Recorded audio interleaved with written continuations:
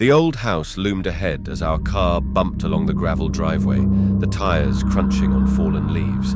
My parents exchanged tired smiles, their eyes reflecting a mix of exhaustion and anticipation. After weeks of planning and packing, we had finally arrived at our new home, a remote, weather-beaten mansion that seemed to whisper secrets from its ancient walls. As we stepped out into the crisp autumn air, I couldn't help but notice the peculiar decorations adorning the porch and windowsills. Antique dolls of all shapes and sizes, their glassy eyes glinting in the fading sunlight. Each doll bore the marks of time, dusty dresses, cracked porcelain faces, and faded ribbons that once held back their frayed hair. "Wow, look at these dolls, Emily," my mum exclaimed, her voice tinged with both wonder and unease. I followed her gaze, drawn to one doll in particular standing near the doorway. She was exquisite, with delicate features and a dress that shimmered despite its age. Something about her spoke to me, as if she held a story waiting to be told. "I want to keep her in my room," I declared, reaching out to touch the doll's porcelain cheek. It felt cool to the touch, as if it held a secret chill of its own. My parents exchanged a glance, concern flickering in their eyes, but they nodded silently, perhaps too tired to argue on our first night in this strange, enchanting house. As we carried our belongings inside, I couldn't shake the feeling that the dolls were watching us, their eyes following our every move with an unsettling intensity. Yet, amidst the dust and faded grandeur, there was a strange allure, a sense of history and mystery that permeated the air and settled in the corners of my mind. Little did we know, this house held secrets far deeper than we could have ever imagined. The days in our new home passed in a blur of unpacking boxes and adjusting to the creaks and groans of the old house. Yet, amidst the settling dust and familiar routines, a subtle unease began to grow within me, a feeling that something wasn't quite right. It started with small things. Dolls I swore hadn't been there before suddenly appeared in unexpected places. One morning, as I descended the stairs for breakfast, a porcelain figure stood at the bottom step, its painted eyes seeming to stare directly at me. I blinked, convinced it was a trick of the dim morning light, but the doll remained, unmoving and silent. "Mama, Papa," I called tentatively, my voice barely louder than a whisper.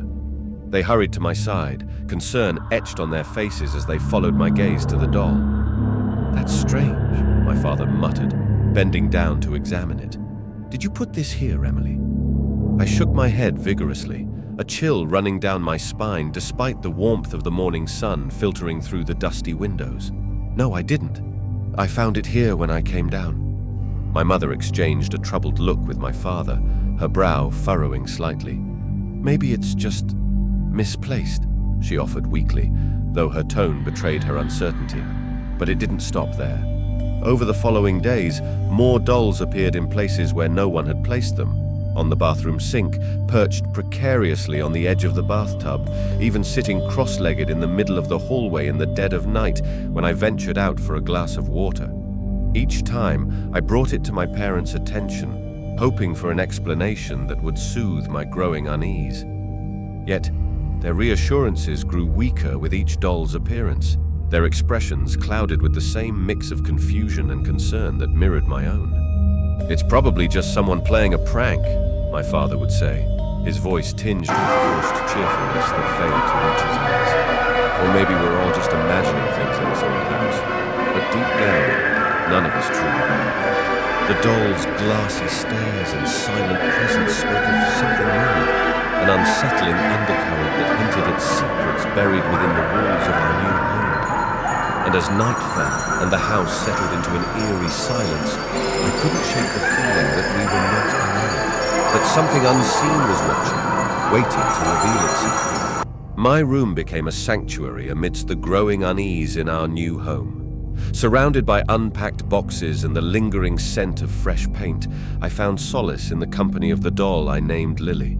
She sat perched on my bedside table, her delicate features illuminated by the soft glow of my bedside lamp. "Lily," I whispered, tracing the intricate patterns on her dress with my fingertips. "You're my favorite." Her painted smile seemed to soften, as if in response to my words. I found myself talking to her more often, sharing my thoughts and fears as if she could understand. It was comforting, this one-sided conversation with a doll who listened without judgment. My parents watched with a mix of concern and amusement. "Emily, are you sure you're okay?" my mother would ask, her voice tinged with worry as she glanced at Lily. "I'm fine, Mum," I would reply with a reassuring smile, though inside, doubts gnawed at me. Was it normal to feel such a strong connection to a doll? I couldn't explain it, but Lily seemed to calm my nerves in a way nothing else could. Meanwhile, the number of dolls in our house continued to grow. They appeared in the corners of rooms, on shelves, and even on the mantelpiece in the living room. Each new arrival brought a flutter of apprehension, but I pushed aside my unease, focusing instead on Lily and our whispered conversations late into the night. One evening, as I sat cross-legged on my bed, Lily cradled in my arms, I overheard my parents murmuring in the hallway outside my room. Their voices, hushed and tinged with worry, floated through the cracked door. "Do you think it's normal?" my father asked, his concern palpable even from a distance. "I don't know," my mother replied softly. "She's been through a lot with the move. Maybe it's just her way of coping." Their words stung, though I knew they meant well. I hugged Lily closer, seeking comfort in her unchanging smile and unwavering presence. They didn't understand. How could they? Lily wasn't just another doll to me. She was a confidant, a silent companion in this strange, unsettling house. But as the days turned into weeks and the dolls continued to multiply, I couldn't shake the feeling that there was more to their presence than met the eye. Behind their painted faces and frozen smiles, something lurked, a mystery waiting to be unraveled. And deep down, I knew that Lily held the key to unlocking the secrets of this house. Whether for good or ill, I couldn't say. But as I whispered my hopes and fears to her that night, I couldn't help but wonder if she knew more than she let on.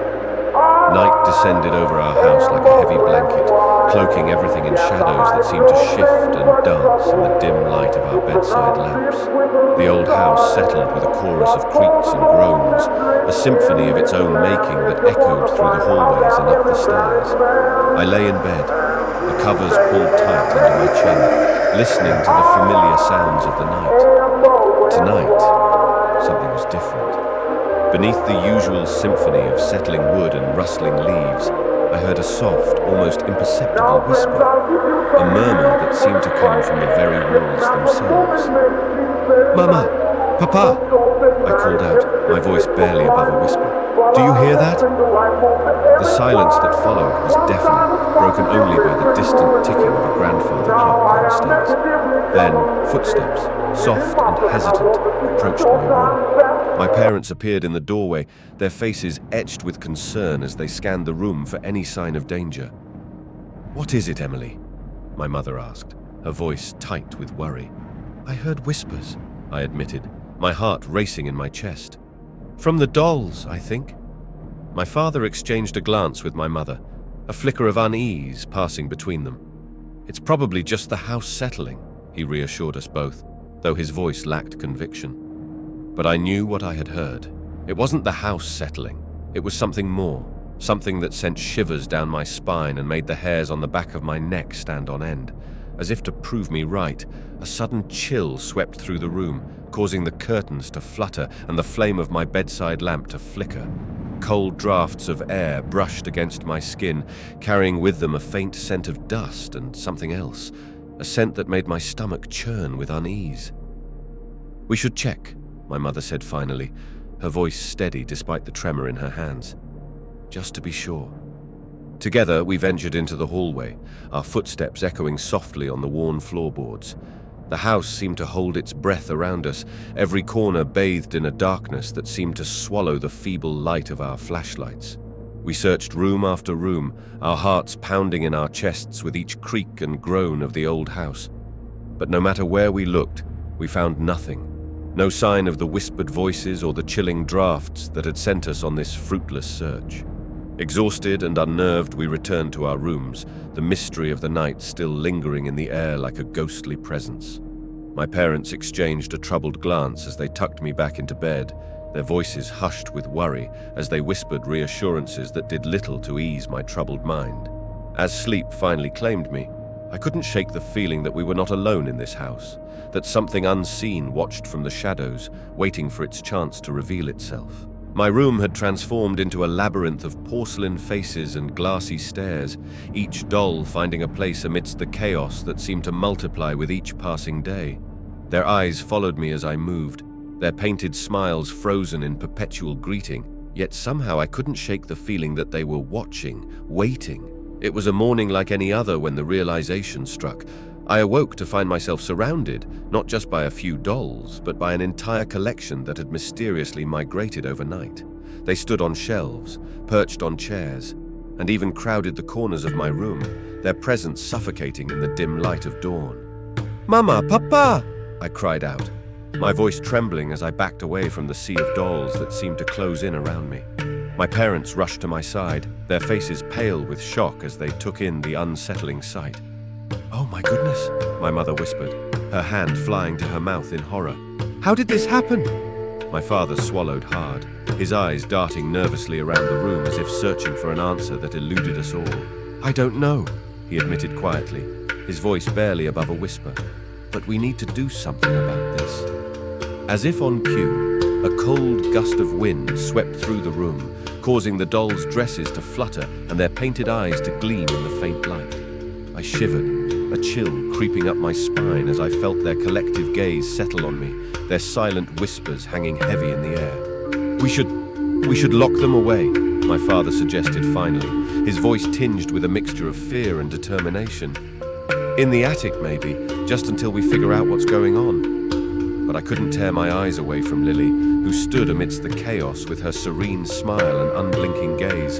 Her eyes seemed to follow my every move, a silent promise of understanding in the midst of the growing turmoil. "No!" I blurted out before I could stop myself, my voice surprisingly steady despite the fear gnawing at my insides. "Not Lily. She stays with me." My parents exchanged a hesitant glance, their worry etched in the lines of their faces. "Emily," my mother began gently, her voice laced with concern. "Are you sure?" I nodded, my resolve hardening with each passing moment. "I'm sure," I insisted, my voice stronger now. "She's different. She's my friend." Reluctantly, my parents acquiesced, their expressions pained as they carefully gathered the other dolls and locked them away in an old chest in the attic. The house seemed to sigh in relief, the atmosphere lifting slightly as the weight of the dolls' presence diminished. But as night fell and the house settled into an uneasy quiet, I couldn't shake the feeling that we had only scratched the surface of the mystery surrounding the dolls. And as I held Lily close, her porcelain cheeks cool against mine, I wondered what secrets she held, and if she held the key to unraveling the darkness that lurked within our new home. The days blurred into weeks as the unsettling occurrences in our house continued unabated. Strange drafts of cold air swept through the rooms at odd hours, causing the candles to flicker and the temperature to plummet unexpectedly. Lights flickered without cause, casting eerie shadows that danced along the walls. My parents exchanged worried glances over dinner, their voices hushed as they discussed the inexplicable events that seemed to plague our new home. "It's like the house has a mind of its own," my father murmured, his brow furrowed with concern. "I don't like it," my mother admitted, her voice trembling slightly as she glanced nervously around the dimly lit room. "There's something not right." And I couldn't agree more.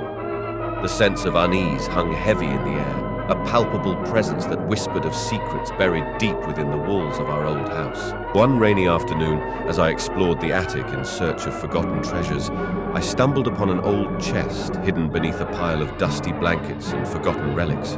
With trembling hands, I lifted the heavy lid and peered inside, my breath catching in my throat at the sight of what lay within. Amongst a jumble of faded ribbons and cracked porcelain, I found it, a weathered leather-bound diary, its pages yellowed with age and fragile to the touch.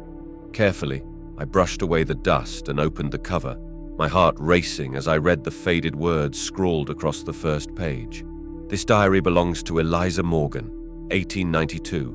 My dear Eliza's man, words spoke of a life filled so with it is to longing be and war sorrow, between us. of a love lost If you and a still house care for haunted by peace, more than mere here is memories. my As I ultimatum. read on, the It pages consists revealed a of the chilling four tale, following conditions. a tale of dark You must rituals first give performed me under the back my moonlight, private box, of whispers in the and I night wish that it promised to be my power free and disposal forbidden from knowledge, henceforth. and then, Amidst the The pages part I of the found market it, route shall a be passage some that sent a secret chill by down my Christine spine and Rye. made my blood run cold. Never mind about The dolls hard are the water. key, She Eliza will had do. written, her handwriting shaking I with fear. absolutely insist They hold the upon spirits of involved those who came before services us, of Madame Here in bound my to this box house by keeper, ancient whom we will curses and reinstate unfinished in her business. function Beware their forthwith. silent whispers, for they seek solace in Let the me know living. by letter handed to I Madame closed the Here. diary You will with see that trembling it reaches hands, me. my I mind do accept, reeling with as the your weight of Eliza's predecessors did, words. the Could it be conditions in true? my memorandum Could the book dolls relating that now employment filled to my the room allies. hold the I souls will of those inform you long later how gone, much you paid trapped me. within their porcelain prisons? As I If you descended from the refuse, attic, gentlemen, clutching the diary to my chest, you will give I knew Faust one thing blood for in the certain. house The with a answers I curse upon sought it. lay within the secrets of the dolls. Take my And in advice and uncovering be their warned in truth, time. I risked unraveling Your the darkness humble that had servant, plagued our new home since the the day Phantom we of the arrived. Opera. The attic was a maze of forgotten treasures and dust-laden memories, each step echoing through the stillness as I searched for answers amongst the relics of the past. The diary lay open before me, its brittle pages revealing a tale of grief and the darkness that had haunted our home for generations. The dolls, Eliza Morgan had written, her words a whispered echo of a life long gone. They carry the weight of sorrow, bound by my hand and cursed by the anguish that consumes me. I shivered, the weight of her words settling heavy in my chest as I traced the faded ink with trembling fingers.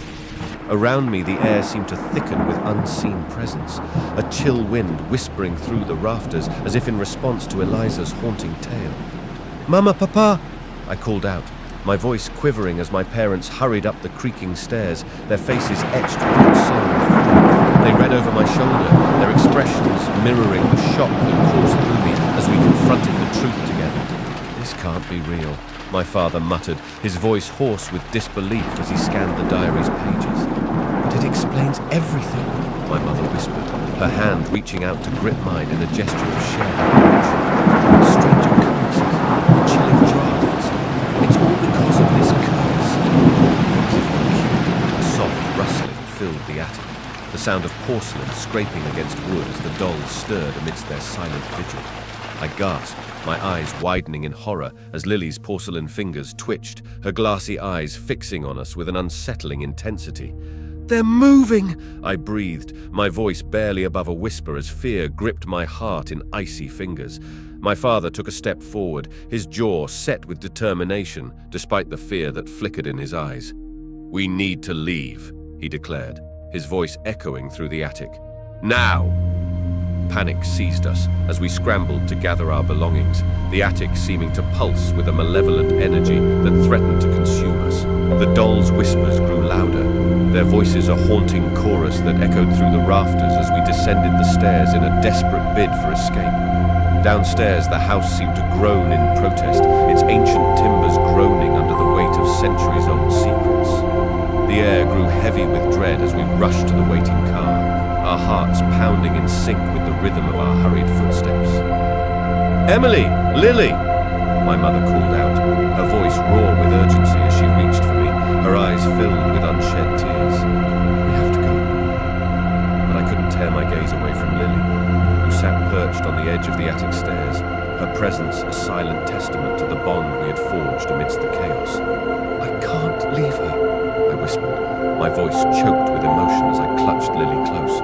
"We'll find a way," my father promised, his voice a beacon of hope amidst the encroaching darkness. "We'll break the curse, Emily, together." And with those words hanging in the air like a silent prayer, we drove away from the house that had once promised us a new beginning, leaving behind the shadows that whispered of sorrow and the dolls that carried the weight of our haunted past. The new house stood nestled amidst gentle hills, its whitewashed walls and welcoming porch a stark contrast to the darkness we had left behind. As we unpacked boxes and settled into our new surroundings, a sense of relief washed over us, mingled with the lingering echoes of fear that still haunted our memories. "It feels different here," my mother remarked, her voice soft with wonder as she gazed out the window at the tranquil landscape, "like we can finally breathe again."